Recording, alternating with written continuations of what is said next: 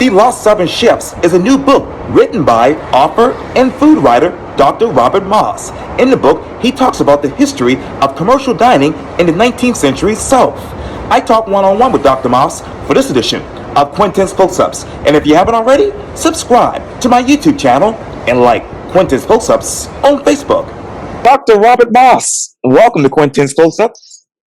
Well, thanks, Quintin. Appreciate you having me on. Well, I appreciate it greatly. You obviously write about food, drink, and travel.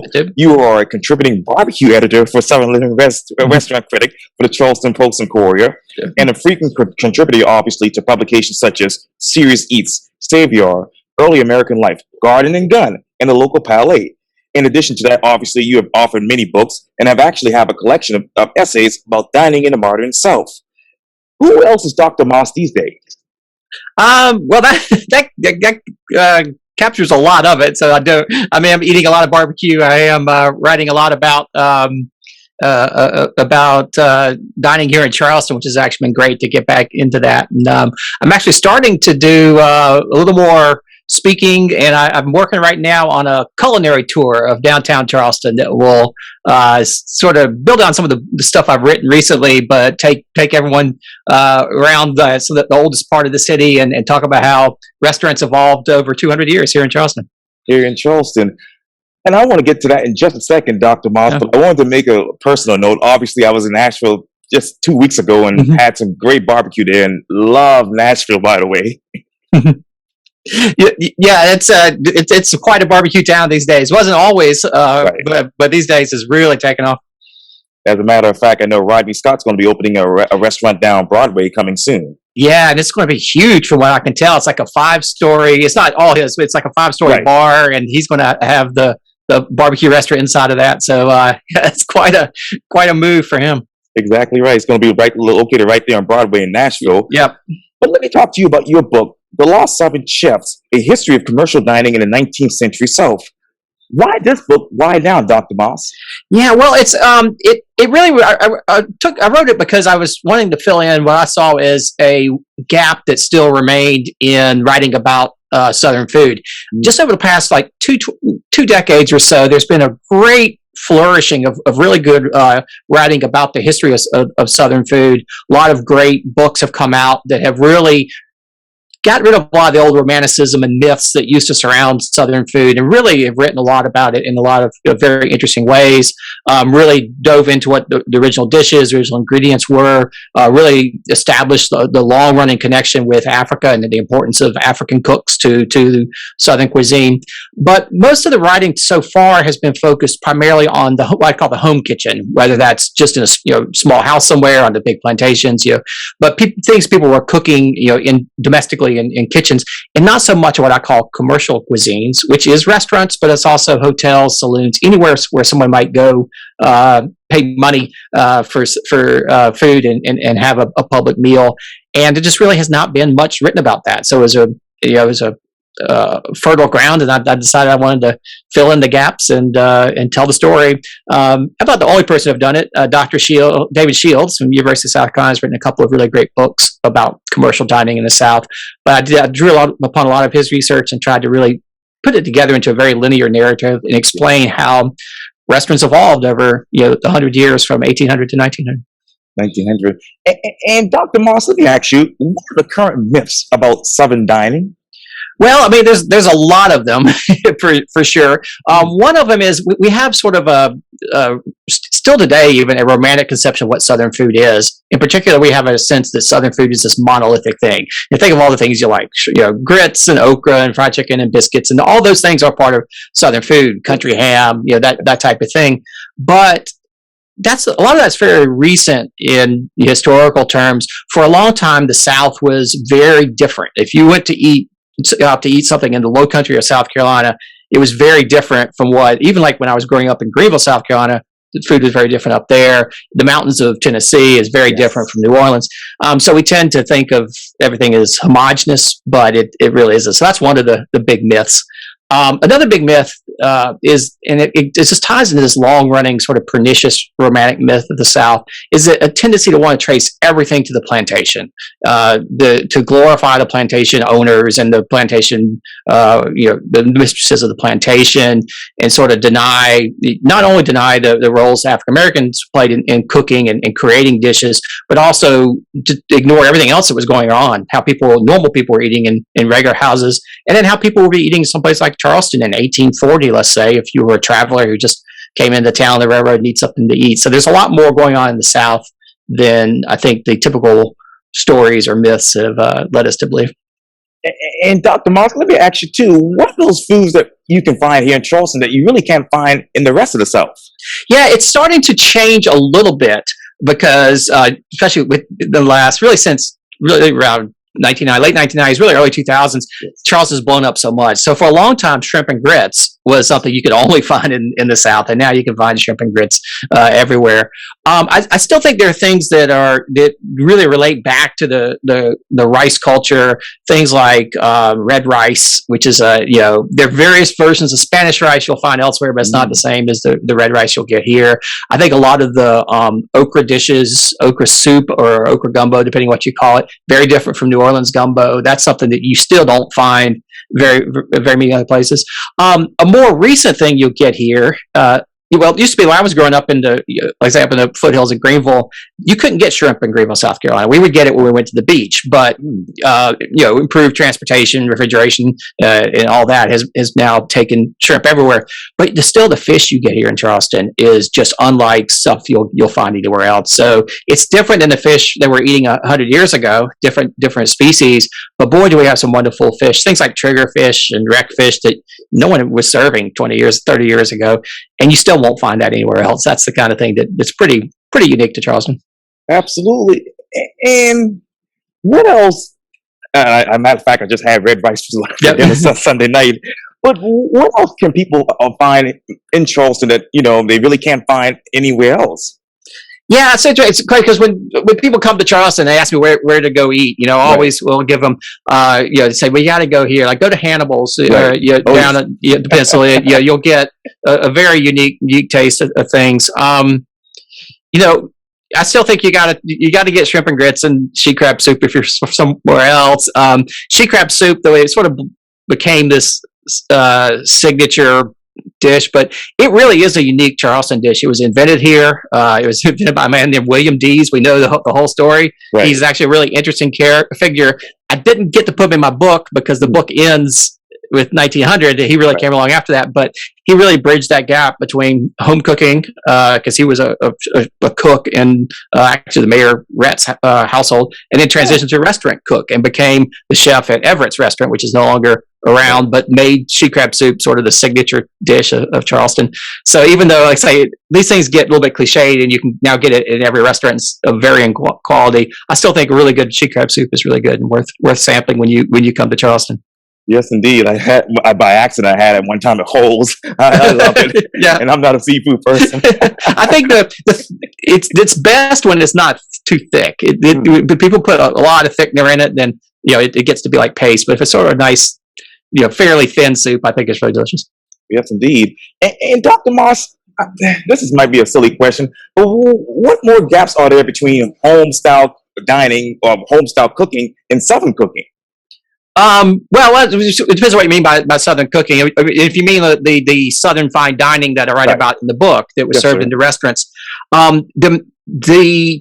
we've almost lost that cuisine, and it's very hard to find today. The things that you will get in a Charleston restaurant, the sort of fine dining Southern classics, really sort of evolved out of home cooking in the 20th century and became these upscale things.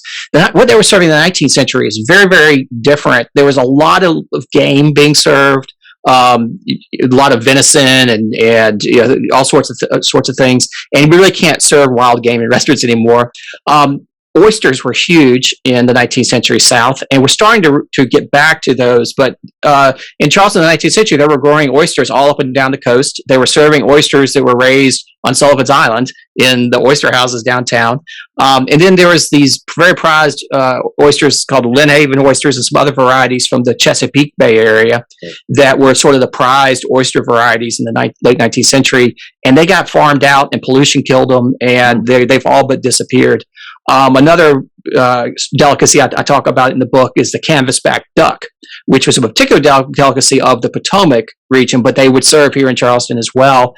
And of course, we can't, restaurants can't serve wild game anymore, so they can't serve wild ducks. Right. But the canvasback was particularly prized because it had a diet of wild celery. They would eat sort of in its breeding grounds along the Chesapeake, and that was said to give this really great flavor. And all the celery got wiped out, all the canvasback duck population declined, and that was a great delicacy of the 19th century that disappeared. And I write about other ones. Another is shad, which is a fish that you can find today, and that's actually, we asked something that is unique to Charleston. Shad roe is a pretty neat thing that you don't get many other places. That's the eggs, the roe of the shad. But these days, almost the only thing people eat is the roe. In the 19th century, the shad was a very prized, delicate white fish. If you've ever encountered a shad, you can see why it's not very popular today. It has a very complex bone structure. There's like hundreds and hundreds of little tiny bones in it, and it takes a special art to fillet it. But if you can manage to do that, or if you know how to eat it right, eat it whole but slipping the meat off the bones. But that was the super prized fish in the 19th century. It got wiped out almost completely by the building of dams in the late 19th or early 20th century, because the fish would swim all the way up the river. In fact, here in Charleston, the shad runs would start in January, February, and the fish would swim upstream, up the rivers to spawn, and they would go as far as Columbia and spawn right there at the edge of the falls in Columbia, South Carolina. Right. Of course, they've built dams and lakes, and they can't get up there, even though there is a fish elevator up at the dam up on, I guess, Lake Santee, that does try to lift some of the fish past the dam, but it's nothing like it used to be. So shad population is way, way, way down, and no one eats it anymore. So that's another one of those delicacies. So in a lot of ways, the book's called The Lost Southern Chefs, but it's also the Lost Southern Foods, because a lot of those foods that were the prized menu items in the fancy restaurants and banquets of the 19th century South just simply aren't available anymore. Ooh, and I know we have some other things to cover, but let me ask you, what other things really, as far as food items, were erased from the 19th century? Let me think through it. So one of the things I write about is mint juleps, which we have today for sure. Right.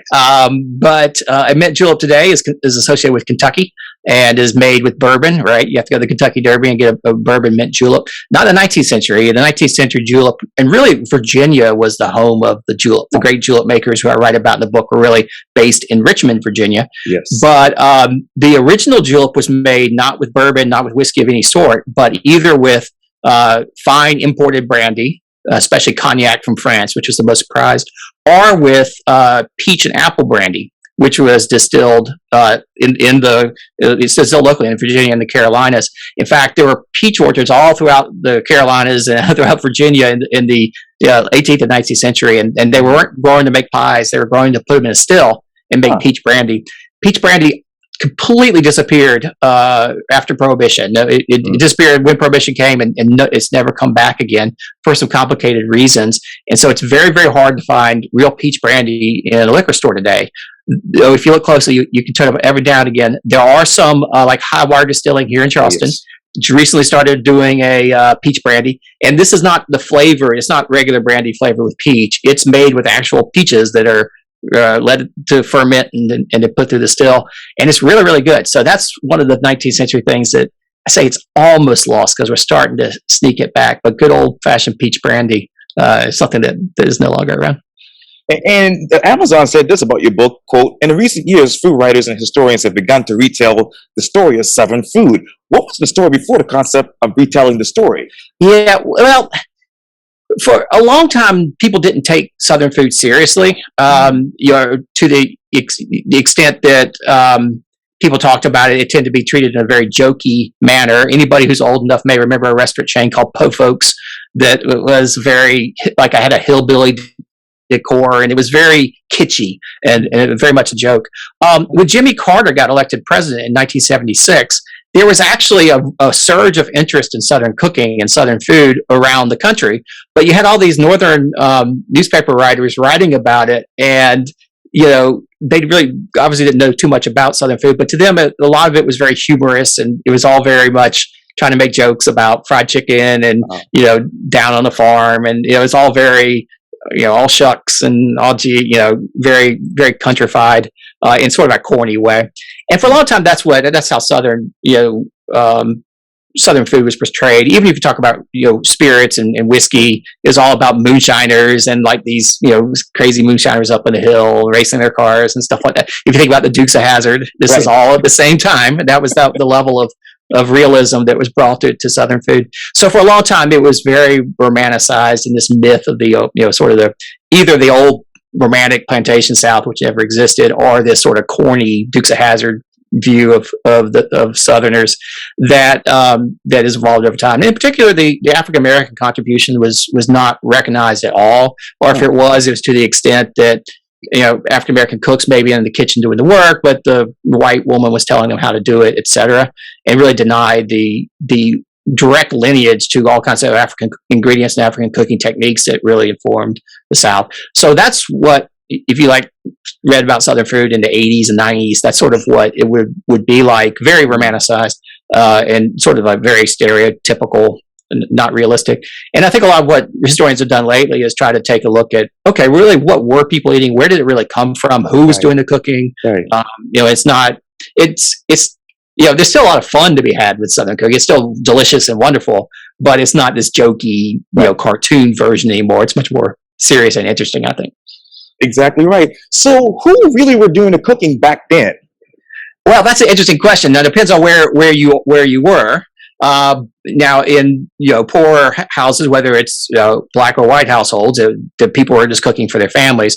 But in the when you say back then, the 19th century South, you had lots of enslaved cooks who were cooking in kitchens, either in kitchens on plantations or in Charleston in the kitchens here. So even if you're a white Charlestonian of wealth living in Charleston, and you had lots of enslaved servants, including lots of cooks. What was interesting about the rise of restaurants is initially, yes, there were a lot of enslaved cooks working at restaurants, and when I say working, they weren't getting paid for it; they were forced to. A lot of times, a slaveholder would apprentice one of their enslaved workers to a local pastry cook chef or a restaurateur to be trained, and they'd work at the restaurant or the hotel for some time and then go back and cook in home kitchens. But what I write about in the book is some really amazing figures that emerged in Southern cooking in Charleston as well as Richmond and Louisville and Baltimore. Lots of places where there were people, both free persons of color who either were born free or were able to be manumitted or buy their freedom at some point. They would establish restaurants and saloons. I actually found some very remarkable individuals, and I wasn't the only one that found them. Like David Shields before me has written a lot about Nathaniel Fuller here in Charleston, who it was a very interesting, fascinating character who managed while he was enslaved to convince the man who had purchased him to help him set up his own first game dealership or game shop where he sold deer and venison, turkeys, and all that kind of stuff. And then he opened a restaurant called the Bachelor's Retreat and bought the building, even though as a enslaved person he wasn't allowed to own property. He was considered property himself under the law, but he worked out an agreement with some white men to buy the building for him, and he would pay them. And so he managed to make it happen, and was really it was a place where all the social clubs and all the gentlemen of Charleston would go to dine. He was the most in-demand caterer. He was really, and he was cooking this remarkable array of things. So that's sort of the really fascinating thing about who was doing the cooking. Even in restaurants, there were some really unexpected figures. I'll add one more to that, which is one group of folks who don't get a lot of attention in the South is immigrants. If we do talk about European immigrants and their influence, it tends to be back in the colonial era, like when the French Huguenots came, or something like that. But in the 1840s, there was a big wave of immigration from Europe. A lot of cooks who used to, there was a wave of revolutions in Europe that sent a lot of former cooks who used to, work in the great houses of Europe. They came to the United States seeking better prospects because the people they used to work for were now had been, booted out of power. So they came a lot to many places, including Charleston. So there was a lot of French chefs and chefs who may not have been French. They may have been Austrian or from Belgium, but they worked in French restaurants in Europe, came and brought French cooking. And then I write a lot about the German immigrants who really came to Charleston a little bit before the Civil War, but particularly in the decades after, got big into the grocery trades. And the grocery trades at that time were very much, if you ran a grocery store, there was no restriction on selling alcohol. So you had beer and you had liquor. And if you had beer and you had liquor, you might set up a little bar in the back of the grocery store where someone could get a drink, and then you might want to cook some food for them. So there were a lot of the restaurants and saloons and grocery stores were run by German immigrants who really, they shaped the character of Charleston dining after the Civil War, and really straight through the Henry's restaurant, which was the great fancy restaurant in Charleston from the 1930s straight through the 1980s. Yeah, I'm right around the corner from where I'm sitting right now. Yep. But let me ask you this, Dr. Moss. How many of those German immigrants actually came to Charleston? It was a sizable community. I mean, it was not obviously the majority. The majority of Charlestonians were born in South Carolina, whether they're white or black. But I think, you had several thousand German immigrants. So probably about 10% of the population after the Civil War was were either first or second generation immigrants, some from Germany, some from Ireland, from various European countries. So it was small, but they played a very outsized role in the commercial life of Charleston. They're very involved in being merchants. They really dominated the grocery trade, and then really ran the saloons and the restaurants in late 19th century Charleston. And also, I love Mr. Nathaniel's entrepreneurship, obviously. But let me ask you, how many of those people, as far as those people like Mr. Nathaniel, how many of those people, followed in his footsteps as far as opening up these particular businesses? That's actually, I write about the book, and the Reconstruction is a really interesting period in American history in general that it hasn't been explored as much as many other periods. We tend to get to the Civil War, and then some stuff happened, and then we went on. But there was this real 10-year period, and really probably 5 years after the Civil War in Charleston, where a lot of people tried to follow in the footsteps of Nat Fuller and Tom Tully, who was another African-American restaurateur. And you see a flourishing of African-American entrepreneurs opening restaurants in Charleston and competing head-to-head. The Germans were running a lot of them, and then a lot of African-Americans, many of whom were recently freed, recently emancipated. And it really looked to be, at first, like a very promising avenue for Black entrepreneurship to really, make money, raise their families, get them educated, really, make their way in the world. And then as Reconstruction took a turn for the worse, and the old white conservatives reasserted control, steadily sort of the African-American restaurateurs got squeezed out of the business. And what you see is by the end of the 19th century, you had very few Black-owned restaurants anymore. And people, the African Americans who were in the culinary industry tended to move more into just more of the employee roles, like being a head waiter or a cook, but very few had their own restaurants. So it's really almost a story of a really interesting rise against huge obstacles right before the Civil War, and then sort of this decline afterwards as you get into the Jim Crow era toward the end of the 19th century. And how many of those African American entrepreneurs were really squeezed out? Well, it's hard to tell because it's difficult to determine exactly why their business is closed. But you can see the ads, you can see what the entries in city directories. Right. But then you see steadily the businesses close and they move out. I did find a couple of examples of where we had a little more information. Debt was a big problem, and a restaurateur who, and this not just for African American restaurateurs, but any restaurateur who was trying to expand would take on debt, and that's always the problem. And then, I think why somebody couldn't pay the debts is unclear, but that's how a lot of restaurateurs ended up losing the business, is they would have to declare bankruptcy, and the business would be sold during bankruptcy, and they would lose it. Why exactly? It's hard to tell. There's not great records, but you can just look at the numbers and the patterns and see that happened. So when was the rise of restaurants here in Charleston?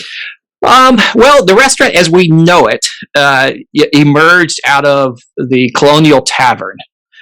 So up really through 1800, if you wanted to, if you're a traveler or if you were just in Charleston, wanted to go get something to eat, you would go to a tavern. But a tavern was almost like a house, somebody's house, but they had a big room where you could.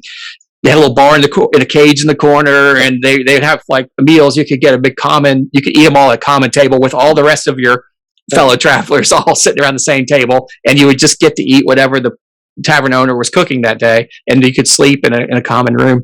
So in the early decades of the 19th century, so really 1810s, 1820s, the tavern started to evolve into the hotel, which were businesses that would look like we think of hotels today. They would have a lobby when you first walked in. They would have a desk. They'd have a hall. You get your own room with a key. It'd have a number on the door. Right. Those types of things. In fact, the Dock Street Theater today was originally the Planters Hotel. And I think it was 1810s. I think maybe 1812. It was the first building in Charleston that was purpose built to be a hotel. Before that, taverns and inns were usually built to be houses or whatever, and then converted. This was actually built as a hotel, and it was built on over time. And the Planters Hotel was like one of the nicer hotels in Charleston until well after the Civil War. It gradually built onto it, and they got converted into a theater in the 20th century, into Dock Street Theater. But that was actually an example of one of the early hotels. And hotels would have dining rooms. Now, there weren't necessarily places. You asked about restaurants. Well, we didn't really have anything called a restaurant until probably the 1820s, 1830s. You had a lot of coffee houses, as they called themselves. So they served coffee, but they served a lot more booze than coffee, and they may also serve meals. But you start seeing the first. It came from a French term, restaurateur, and you first start seeing businesses called a restaurateur or restaurant in the 1820s or so. And then by the 1840s, 1850s, what they used to call an eating house was increasingly being called a restaurant. And that by that point, that sort of become the name for that. So the real, it's hard to say because, when something became a restaurant, because they were a saloon and a restaurant were in a hotel were all sort of the same. Like people who ran a saloon might also serve meals, and they might have a couple of rooms upstairs that you could stay in. But over time, particularly by the time of the Civil War, there were standalone businesses that their primary purpose was to serve meals, and more importantly, you wouldn't go sit at the common table with everybody else. You get your own table, and you wouldn't just have to eat at 2 p.m. when everyone else ate. You would actually get a menu, and you could come in when you want and order what you want. And that was sort of, our notion of a modern restaurant was sort of in place by the 1850s. Wow. So, Dr. Moss, how many of those standalone businesses were there?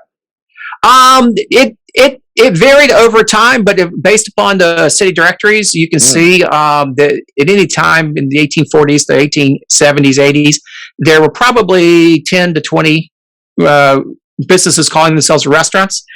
At the same time, there were 4 to 5 times as many saloons. So there were lots and lots of saloons in Charleston.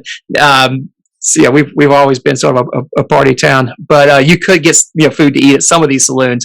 But there were probably at any one time a dozen full freestanding businesses called restaurants, and then that increased as you get the 20th century. Until today, now we have hundreds, if not thousands, of restaurants in the Low Country. Hundreds for sure. Absolutely, more to come for sure. That's right. Now, speaking of the 20th century, Dr. Moss, when exactly was Southern fine dining accepted? Well, it's curious. It's gone up and down. There was a vogue for Southern fine dining in the 1870s, 1880s, when a lot of the rich industrialists in New York sort of fell in love with the type of food, not so much in Charleston, but with the type of food that was cooked in Baltimore and DC and in that mid-Atlantic region, including the canvasback ducks I was talking about before. And so that was imported to New York, and they would actually bring Southern chefs up and sort of celebrate the glories of particularly Maryland cooking. Maryland was very famous. Maryland fried chicken. There's still some chicken restaurants today called merely fried chicken, but it had a period of vogue in the late 19th century. But then it sort of went out of favor, and French cooking came into favor, etc. And then Southern fine dining per se, was, people really didn't think there was much in the way of fine dining in the South, through the 20th century. It really wasn't until the 1980s and 1990s, and here in Charleston was very instrumental in putting Southern fine dining back on the map. Yes. You had folks like Frank Lee, at slightly north of Broad, Donald Barrettman of Magnolia's, Louis Osteen of Lewis's Charleston Grill, which is still, it's now just a Charleston Grill, but they descended from Louis Osteen's restaurant. What they did differently was, they were classically trained. They learned to cook French style, but then they came back to Charleston and took the local ingredients and took some of the dishes that they remember from their childhood. So okra and grits and quail and things that you would never find on a fancy French menu in 1980. They started putting them on fancy fine dining menus, oftentimes using sort of European techniques. But that's when you start seeing shrimp and grits being served as a restaurant dish. It was never a restaurant dish before the 1990s. Okra became an ingredient, quail became an ingredient, lots of grits everywhere, lots of fish, fresh local fish. And so that really caught the attention. That began to get a little notice in the 1990s as sort of the new Southern revival. And New York food writers would come down and write about Charleston. But it really was not until the early 2000s, really 2008 to 2010, where Charleston just took off. And suddenly, we got all the Travel and Leisure and Best City Awards and all that. And everybody was people were flying from London to Charleston just to dine. And so I'd say we sort of gained a national reputation in the 1990s and international reputation around 2010. And of course, we haven't looked back since. Right. That's exactly right. So what's next for Charleston as far as new Southern fine dining? That is a really interesting question. And I've started reviewing restaurants for the Post and Courier. The Post and Courier had stopped reviewing restaurants after COVID for a period. And so we just started back up in March or April. So I've had a few months now I've been eating out a little bit before that, but I've been really eating out lately. And I'm trying to figure out what's next. I don't know. I mean, we sort of made it big first time around, the 1990s, early 2000s, by sort of looking back to the past and recapturing sort of classic Southern ingredients and things that have been lost. I don't know what lies ahead. There's some really interesting things that people are doing where they'll take sort of Charleston cooking, but blend it with, cooking from somewhere else. There's a lot of Spanish tapas restaurants. There's a lot of French restaurants. There's a lot of various Asian-inspired restaurants right now that are putting interesting twists on things. Where that goes, I'm not exactly sure. I do know that the geography of Charleston fine dining is changing for sure. Originally, in the 1990s, East Bay Street was Restaurant Row. That's where slightly north of Broad and Magnolia's and everything was. Around 2010 or so, it shifted to Upper King Street, and that's where all the action was happening. And now it's really pushing away because, we got all these Best City Awards, and now everyone wants to come visit. So now there are hotels everywhere, and there's tourists all the place, and so those old quarters are turning more into things that are more catering to the large crowds, tourists, and the fine dining is increasingly pushing out into like Elliottboro, Cannonboro, pushing up the neck into North Charleston. There's a lot of exciting stuff happening in Park Circle right now. That whole Park Circle areas, there's lots of new restaurants out there. So I'll be curious to see, but I have a feeling that people who are serious about fine dining in Charleston increasingly will find themselves driving in the circles around Charleston, not necessarily right downtown where they used to go to East Bay Street or to King Street. Yeah, and Broad Street right here as well. Yep. People define Southern fine dining now. I think we're in that interesting time because we talked about shrimp and grits a little while ago. Used to be like something that you could only get in Charleston, and then it sort of we had this thing I call pan Southern fine dining, which is you sort of can go to Nashville, you can go to Montgomery, you can go to Birmingham, you can go you can go to New Orleans now and get shrimp and grits in New Orleans, which was unheard of 20 years ago. So we sort of codified what all these things were, fried chicken, of course, and everybody has to do some version of that.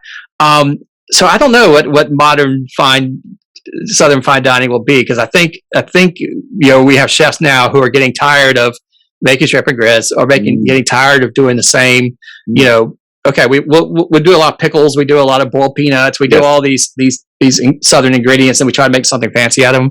Right. So I'm not sure where it's going to go. I'm curious to see, and I'm very excited to see where it goes, but I don't have a good answer for what it will be in the future. And I know our chef, Jamie Lynch over at Church and Union Campus, he does a lot of those things all the time. Oh, for sure. Yeah, he's a tremendous chef. Well, this was so great. I learned a lot. I mean, I thank you so much for your time, Dr. Robert Moss, and I hope to get you back on Quintin's Close-Up so we can talk more about Southern dining. I'm always happy to talk about it. It's my favorite topic. Yes. And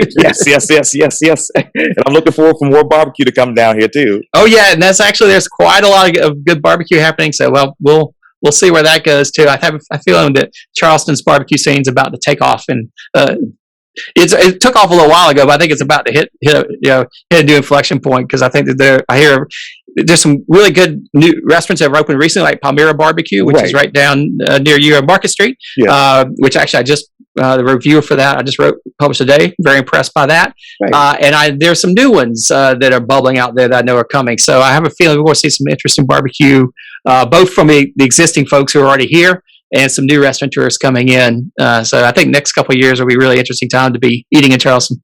Yeah, and hey, matter of fact, let's talk about that in the next interview. Let's talk about barbecue. That would be great. Love to do that.